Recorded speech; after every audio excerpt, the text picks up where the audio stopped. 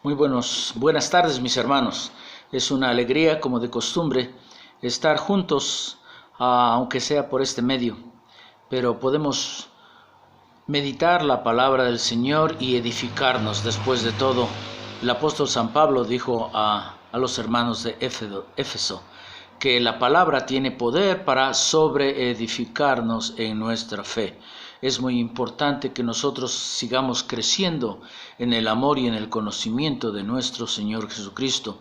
Y eso se hace mediante el estudio de su palabra, la oración, la comunión con Él. Hay un dicho muy popular que dice que todos los caminos llevan a Roma. Hoy vamos a tratar esa pregunta precisamente. ¿Es cierto que todo camino que uno tome le va a llevar a Dios? Más específico, ¿toda religión nos lleva a Dios? Este dicho se ha vuelto popular para decir que, pues, si tú buscas al Señor como a tu manera, o bueno, pues yo pienso que pues el Señor, que al final pues a todos nos acepta así como somos y prácticamente lo que hacemos, y suena casi piadoso, casi suena bonito, y en cierta manera podríamos decir, ojalá fuera verdad, pero no es así, no es así. ¿Cómo lo sabemos? Entonces, no todas las religiones llevan a Dios. Si usted es musulmán, si usted es budista, si usted es politeísta, cualquier religión, podemos mencionar bastantes religiones y denominaciones. Lo que salva es la religión. Nos salvan nuestros ritos, no importa qué hacemos. Entonces, ¿cómo podemos saber que estamos en la verdad? Eso es muy importante. Un día vamos a tener tiempo de escudriñar más esta pregunta en cuanto a la autoridad. La autoridad y la confianza que tenemos en la palabra de Dios, que es la Biblia. Pero, para el propósito de nuestro estudio en esta tarde, vamos solamente a mencionar algunos versículos. Primeramente, para establecer cómo nosotros sabemos si lo que estamos practicando es lo correcto. ¿Cómo sabemos que la información es correcta? Bueno, vamos a empezar por Juan capítulo 5, verso 39. En Juan 5:39 el Señor Jesucristo estaba debatiendo. Todo el capítulo es una serie de evidencias que Cristo les da a aquellos incrédulos, aquellos que no lo aceptaban, aquellos que tenían dudas. Por cierto, estas personas que lo cuestionaban se supone que eran muy estudiados en los escritos de los profetas en la Biblia del Antiguo Testamento, en el Antiguo Testamento que llamamos. Y el Señor en 5:39 de Juan les dice, escudriñen las Escrituras. Ustedes tienen a Moisés. Moisés escribió los primeros 5 libros de la Biblia, lo que llaman el Pentateuco. Dice, escudriñenlo. Si usted ve la palabra escudriñar en nuestro diccionario, quiere decir mirar con atención, con cuidado, examinar. En otras palabras les dice, váyanse a estudiar las Escrituras, porque en ellas os parece a ustedes que van a encontrar la vida eterna. De ellas son la guía que hablan de cómo. Si ustedes las estudian, entonces van a saber. Pero el Señor claramente después les dice, pero ustedes no quieren venir a mí. Hay una epidemia peor que la que estamos viviendo en cuanto al conocimiento de la palabra de Dios. La gente, mucho más fácil a veces para nosotros es seguir un rito, ahondar una limosna, pero meterse a escudriñar la palabra de Dios. Muchos nos dejamos llevar por la emoción de muchos años de lo que han hecho y lo seguimos haciendo. Algunos, tal vez con un corazón noble, nos están diciendo, bueno, es que eso me enseñaron mis padres. Y yo entiendo que está lleno esa declaración, llena de mucha emoción. Amamos a nuestros padres. Pero el Señor Jesucristo dijo, el que ama a Padre más que a mí, no es digno de mí. Dios, y en esto creo estamos de acuerdo todos, que Dios debe de ser el número uno, debe estar por encima de todas las cosas y todas las otras personas. Dios es número uno. Al Señor tu Dios adorarás y a Él solo servirás, ¿sí? Y amarás al Señor tu Dios con todo tu corazón, con toda tu alma, con toda tu fuerza, con toda tu mente, con todo tu ser. Entonces, Dios es el número uno y Él nos dejó una guía. El Señor Jesucristo dijo, esta es la guía, mi palabra.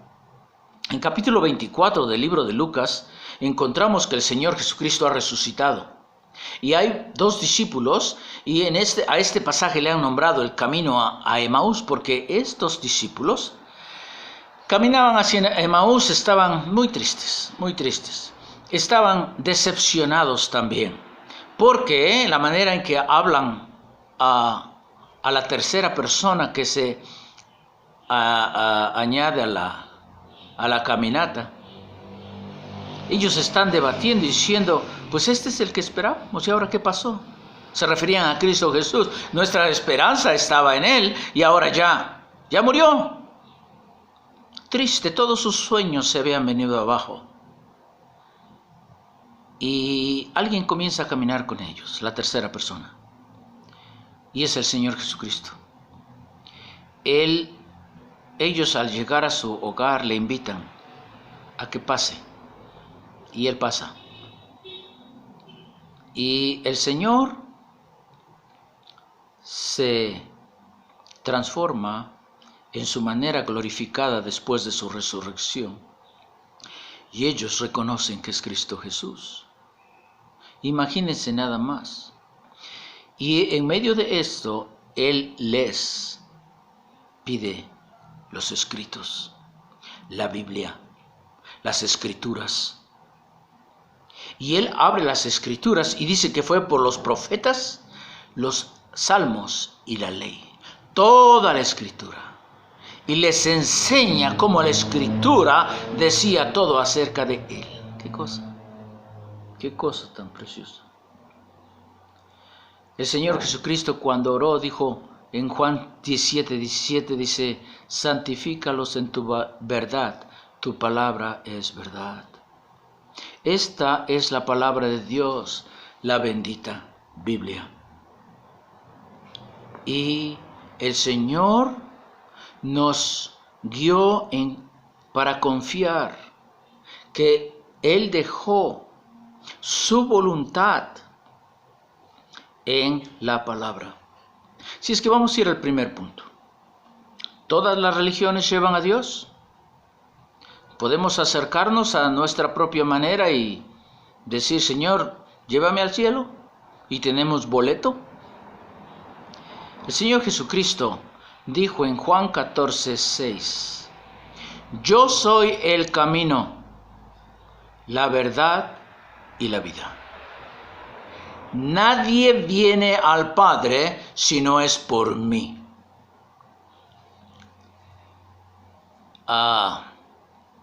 Este versículo es 100%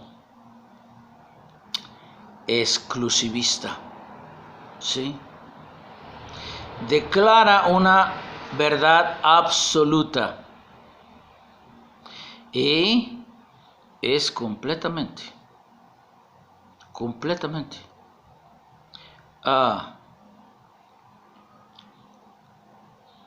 directo para que no haya ninguna duda.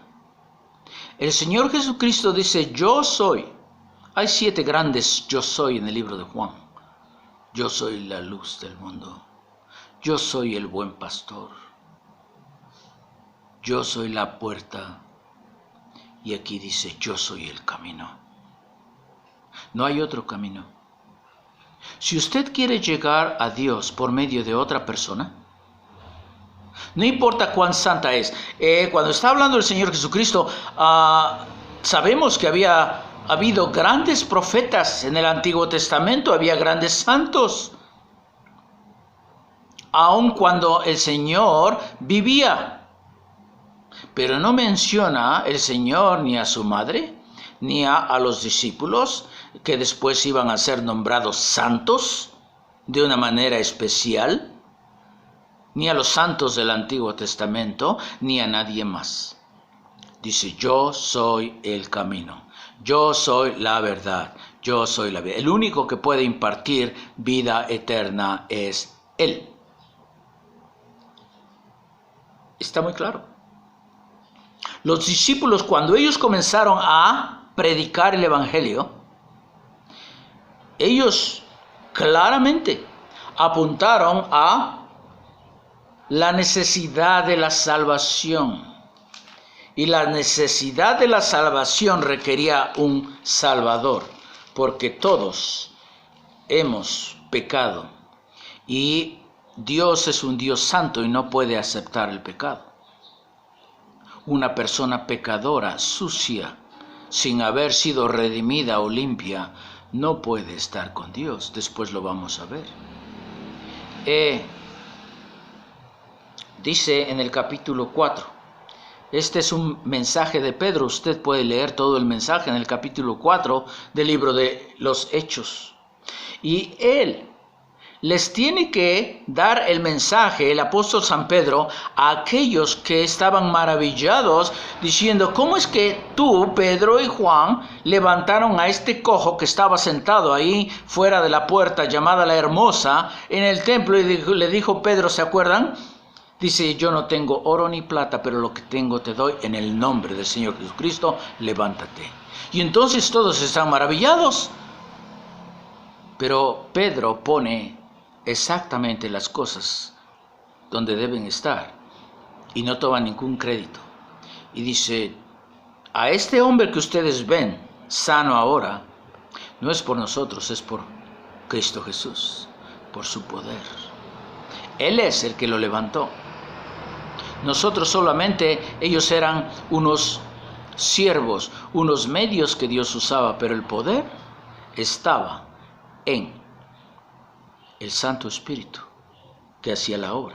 Y el versículo 10 del capítulo 4 dice, sea notorio a todos vosotros, Pedro está platicando, y a todo el pueblo de Israel, que en el nombre de Jesucristo de Nazaret, a quien vosotros crucificasteis, estaba fresquecito eso, había pasado solamente semanas, y a quien Dios resucitó de los muertos, por él, este hombre está en vuestra presencia sano. Este Jesús es la piedra reprobada por vosotros los edificadores, la cual ha venido a ser cabeza del ángulo. Y, escuchen el verso 12, y en ninguno otro hay salvación. Esto lo está diciendo Pedro, no yo ni cualquier otra persona, si no, no tendría peso o valor. San Pedro está diciendo al que llamamos que tiene las llaves, ¿no?, del cielo, dice, en ningún otro hay salvación, porque no hay otro nombre bajo el cielo dado a los hombres en que podamos ser salvos. Y se incluye a él, porque él mismo necesitaba salvación.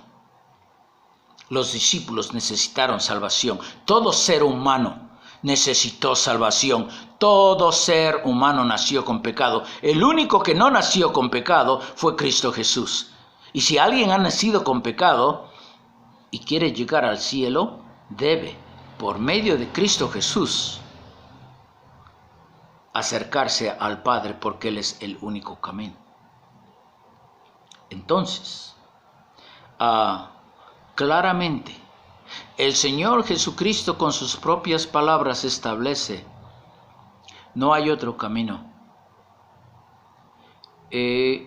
Entiendo que hay muchas personas muy sinceras. He visto personas de varias religiones, algunas ejercerlas con ánimo, con reverencia, pero debemos entender que la religión nos salva, los ritos nos salvan. La salvación viene por medio de una persona, y esto es por la persona que Dios ha puesto como Salvador. Cuando el Señor Jesucristo fue bautizado, dijo la voz del cielo en capítulo 3 del libro de Mateo, dice: esto es mi Hijo amado, en quien tengo complacencia, a él oíd. Ahí en el Monte Santo, en el capítulo 17 de Mateo, también cuando fue la transfiguración, viene la voz de Dios diciendo: Él es mi Hijo amado, oigan a Él lo que Él tiene que decir. Por eso nosotros, el énfasis cada vez que nos reunimos es escuchar y estudiar qué es lo que dice la Biblia, porque la Biblia es la palabra de Dios y por medio de ella vamos a conocer cuál es la voluntad de Dios, porque si no es la voluntad de Dios, no importa qué estamos haciendo. Y viene aquí nuestro segundo punto. Vamos a hablar de la adoración a Dios. Millones de personas, millones, miles y miles de templos a través del mundo, millones de adoradores, cada uno en su propia religión, en diferentes países en todo el mundo, se reúnen y vienen a adorar. ¿Quiere decir que todos esos adoradores Dios escucha? ¿Sí o no? Cuando tú llegas a adorar a Dios, ¿crees que Dios te escucha? ¿Crees que se acepta tu adoración? Déjame hacerte una pregunta. ¿Por qué? ¿En qué basas el hecho de que sí, tu ofrenda es aceptada? Al principio, en el libro de Génesis, cuando apenas la raza humana está en muy temprano desarrollo, solamente hay unos 4 habitantes en toda la tierra. Adán y Eva han sido expulsados del Edén. ¿Por qué? Porque pecaron y ahora ellos necesitan redención. Ellos necesitan, y Dios les dio una lección a Adán y a Eva. Él vino, ¿se acuerdan? Después de que ellos pecaron, y vino Dios. Siempre es Dios el que busca al pecador. Viene y le dice: Adán, Eva, ¿dónde están? No es que Dios no sabía, es que el punto es muy bien tomado. ¿Cómo es que Dios viene sabiendo lo que ellos habían hecho? Cuando ellos escuchan la voz, temen y vienen al Señor. Dice: sabíamos que eras tú, pero teníamos vergüenza. ¿Vergüenza de qué? ¿Qué ha cambiado? Ahora han descubierto que tienen pecado por la desobediencia. El Señor, nuestro Dios, derrama la primera sangre. ¿Cuál fue la primera sangre derramada en la Biblia? Ahí está, en el capítulo 3. El Señor, Dios mismo, toma un animalito. Muy posiblemente tomó un cordero. ¿Por qué digo eso? Porque a través de toda la Biblia, Dios escogió los corderos. Y el cordero iba a ser símbolo de Cristo Jesús, porque Él fue llevado al matadero como un cordero que no abrió su boca. El corderito, cuando uno lo mata, es de los que menos ruido hacen. Y el Señor así fue a la cruz, humilde, sencillo, y no abrió su boca. No hubo defensa para él. Él lo hizo, como él dice, nadie quita mi vida, yo la pongo. Cuando Dios trae al animalito, los cubre a ellos de la piel del animalito. Y es muy preciosa la ilustración porque el Nuevo Testamento después nos dice que nosotros hemos sido cubiertos, ¿sí?, con la preciosa sangre de Cristo Jesús, de tal manera que podemos ser aceptos a todo aquel que llega a Cristo Jesús y lo reconoce como su único y suficiente Salvador, que no hay otro, ¿sí?, aparte de Él. Porque si usted divide su fe entre Él y otras personas, ya no fue el único ni suficiente. Entonces tenemos que ayudar, otro tiene que ayudar. No. Y Adán y Eva instruyeron a sus hijos en que ellos podrían traer una adoración a Dios. Y cuando ellos crecen sabían muy bien. Y trae Abel en capítulo 4 de Génesis su ofrenda, y a Caín, que era su hermano, trae también su ofrenda. Hay 2 altares, los dos construyeron 2 altares. Hay 2 sacrificios, los 2 también trajeron, pero solamente uno fue aceptado. ¿Cuál? El de Abel. Abel trajo un cordero. ¿Y qué trajo Caín? Caín era agricultor, trabajaba la tierra y posiblemente trajo unos melones, unas lechugas, unas cosas así. Cosas que él quiso. Usted dirá que está errado con las lechugas o los limones o las sandías que haya traído. Pues nada en sí en cuanto a esas frutas o verduras. Pero es que Dios había establecido que para adorarle, para venir y acercarse a Él, debían de hacerlo de cierta manera. Si no, no. Cuando viene, dice que se enoja Caín porque su ofrenda no fue aceptada. Y Dios le dice: Caín, si hicieras bien. Es más, les voy a leer el versículo. Son 2 conversaciones que son para todo un mensaje. Estas 2 conversaciones que Dios tiene para con Caín, algún día las veremos. Pero dice en el capítulo 4, versículo 5, dice: pero no miró con agrado a Caín y a la ofrenda suya, y se ensañó Caín en gran manera y decayó su semblante. Se puso todo deprimido, todo triste porque Dios no aceptó su ofrenda. ¿Qué si Dios nos dijera que la ofrenda que le hemos dado, Él no la acepta? ¿Qué harías tú? ¿Investigarías y dirías: Señor, dime cómo realmente puedo venir y ser aceptado delante de ti? ¿O te ensañarías y decir: total, yo lo hago a mi manera? Hay casos así en la Biblia, que se lo hicieron a su manera. ¿Y saben qué pasó? Murieron. Dice: entonces Jehová dijo a Caín: ¿por qué te has ensañado y por qué ha decaído tu semblante? Si bien hicieres, no serás enaltecido, y si eres el bien, el pecado está a la puerta, con todo eso a ti será tu deseo y tú te enseñorearás de él. Mira Caín, esto no quiero. Haz lo que es correcto y estarás feliz. Parece ser que muchas personas prefieren estar felices a su manera, no felices sabiendo que es a la manera de Dios. El Señor dijo que Él era el único camino. Dios dice que para llegar a adorarle hay que hacerlo a su manera. ¿Cómo podemos estar seguros que mi oración llega? Bueno, primero, debo de estar seguro que yo me he arrepentido de todos mis pecados. porque a causa del pecado hay una división entre Dios y el hombre.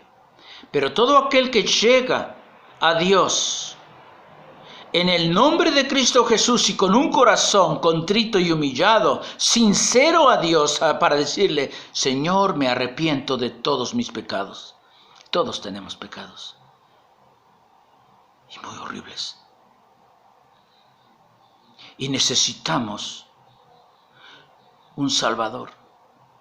Cristo Jesús vino y murió como un cordero para que tú y yo pudiéramos llegar y decir: Señor, perdóname. Yo sé que tú eres el único camino, el único que me puedes dar vida. Tú eres la verdad. Quiero, Señor, ser salvo. Quiero que me perdones. Lo que nos lleva a nuestro tercer punto. Cuando llegamos a Dios, debemos saber que realmente hubo una transformación adentro. Y hemos llegado a Dios con un corazón contrito y lleno de arrepentimiento. En el nombre de Cristo Jesús pedimos al Padre que nos perdone. Y después podemos. ¿Saben que esta pregunta la puso el salmista en el Salmo 15? El Salmo 15 empieza así: Señor, ¿quién entrará? ¿Sí? Voy a leerlo. El Salmo 15 dice así. Dice: Jehová, ¿quién habitará en tu tabernáculo? ¿Quién morará en tu monte santo? ¿Quién podrá? El monte santo era el lugar donde estaba el templo. Cuando dice ¿quién habitará en tu monte santo?, quiere decir ¿quién habitará en tu templo? ¿Quién podrá entrar? Dice: el que anda en integridad y en justicia y habla verdad, no solamente en su boca, en su corazón. El que no calumnia con su lengua, ni hace mal a su prójimo, ni admite reproche alguno contra su vecino. Aquella persona que es recta, que realmente se ha arrepentido, es la persona que no va a querer seguir como antes estaba. Si uno dice que realmente se ha arrepentido, quiere decir que va a dejar eso. Si usted era muy chismosa o chismoso, ya no quiere ser chismoso. Si fuera mentiroso, si usted robaba, ya no quiere robar. Si usted fue calumniador, ya no quiere hacer eso. Tantos pecados. Y así podríamos seguir. Pero aquel que verdaderamente ha llegado a Dios dice: Señor, perdóname. ¿Sabe usted que cuando llegamos a Cristo Jesús podemos tener perdón de todos nuestros pecados? Y no solamente eso. El Señor busca manos limpias, pero cuando nosotros le llegamos a ofender, dice que tenemos un abogado. Primera de Juan capítulo 2 nos dice que si alguno hubiere pecado, abogado tenemos para con el Padre, a Jesucristo. Y en el libro de los Hebreos, en el capítulo 4, voy a leer Hebreos capítulo 4. Dice así. Los últimos versículos de este capítulo son muy preciosos. El sacerdote era aquella persona que ministraba a favor de las personas ministradas, ¿sí? A favor del pueblo. Dice Señor, en el capítulo 4 dice: por tanto, teniendo un gran sumo sacerdote que traspasó los cielos, Jesús el Hijo de Dios, Él es el que intercede por ti y por mí, ¿sí? Él es el que traspasó los cielos. Retengamos nuestra profesión, dice, porque no tenemos un sumo sacerdote que no pueda compadecerse de nuestras debilidades, sino uno que fue tentado en todo, según nuestra semejanza, pero sin pecado. Ahora vean ese versículo. Dice: acerquémonos pues confiadamente al trono de la gracia, para alcanzar misericordia y hallar gracia para el oportuno socorro. Acerquémonos pues confiadamente al trono de la gracia. Tú dirás: ¿qué puedo ofrecer al Señor? yo quisiera. Primero, quiero que estés seguro que eres salvo, que has reconocido a Cristo Jesús como tu único y suficiente Salvador. Segundo, que recuerdes que Dios está buscando. El Señor Jesucristo le dice a la mujer samaritana, dice, Dios busca adoradores,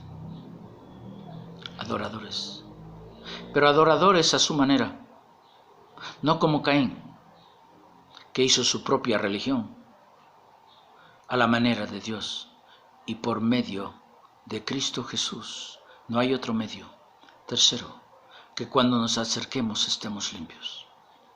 Y esto no es para desanimar a nadie, este mensaje. Este mensaje es para animarnos y saber que hay posibilidad, oportunidad para nosotros. Y ahora el escritor de los Hebreos nos dice, acerquémonos pues confiadamente. Hay un pasaje muy impactante en el Antiguo Testamento, ¿sí? Cuando el sumo sacerdote entraba, ¿sí?, al tabernáculo, llevaba su manto y llevaba un efod. Llevaba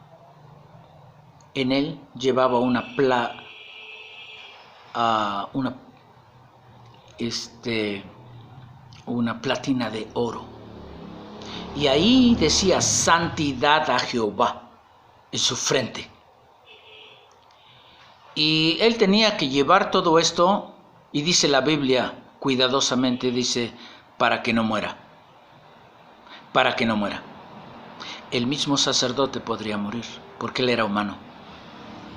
Debía de estar muy consciente de que todo lo que estaba haciendo era de acuerdo a la palabra de Dios. Nosotros deberíamos estar bien conscientes de que eso de venir a Dios no es algo trivial. No es un Santa Claus que ahí está y cualquiera que viene siempre le va a sonreír, no. Dice el libro de Hebreos, sin santidad nadie verá al Señor. La sangre de Cristo nos limpia y nos santifica para todo aquel que le acepta. Y ahora tú puedes entrar confiadamente y pedir perdón, limpieza al trono de la gracia. Y después puedes dar sacrificios que confiesen su nombre. Después puedes traer tu ofrenda, porque el dinero que tú das para tu iglesia se usa para seguir proclamando el Evangelio. Porque puedes ayudar a que otros ministros dediquen su tiempo para que la palabra de Dios sea difundida. Para ir y consolar a aquella persona que está en el hospital, que está enferma, para aquella persona que está sin Dios, sin fe y sin esperanza. Puedes ayudar al vecino como una ofrenda. Puedes tú, en tu trabajo, en tu casa, hacer las cosas para Dios, las cuales serán aceptadas porque tú estás viniendo a Dios. Como dice Pablo, quiero que en todo lugar levantemos manos santas. Ojalá que puedas tú en este día venir con un corazón contrito y limpio para entrar y adorarle al único digno, como dice el libro de Apocalipsis. Que el Señor les bendiga. Oremos. Padre Celestial, gracias por tu palabra. Gracias por nuestro Salvador Jesucristo, el único, digno, en el cual podemos tener vida eterna. Él es la verdad, Él es la puerta, Él es nuestro buen pastor, que vino a buscarnos, y Él es el sacrificio perfecto, para que nosotros podamos venir y ser aceptados, venir con toda confianza al trono de la gracia y decir, Señor, quiero alabarte, pero no como Caín, quiero alabarte a tu manera, como tú quieres. Que así sea, Señor, en tu iglesia, en cada uno de nosotros. En Cristo Jesús. Amén. Que Dios les bendiga.